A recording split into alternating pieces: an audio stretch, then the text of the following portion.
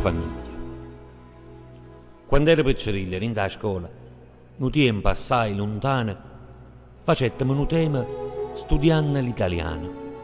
Volevano sapere con grande meraviglia io come interpretavo il termine famiglia. Io, che non sono stato mai un campione, mi metto sotto e faccio sta nozione. Tema: per te che rappresenta il termine famiglia.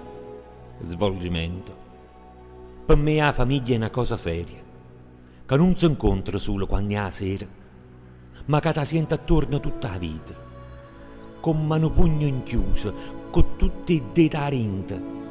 Per me questa significa la famiglia. Sti dita a così strettate fa male, e dentro ci sta mamma, figlia e padre.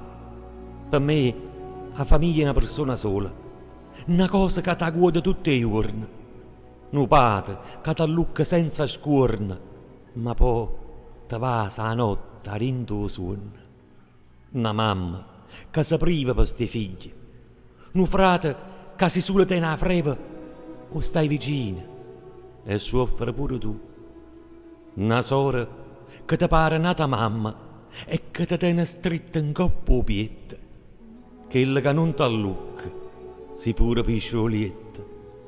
Ecco, questo è per me il termine famiglia.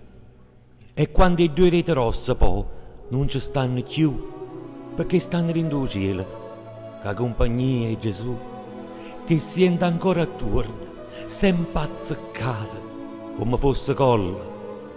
Maestra, è che sta qua la famiglia. La signorina non mi mettette voto, facette l'occhio rosso e mi ricette: Piccerì, tienila stretta a mano e non la farà più.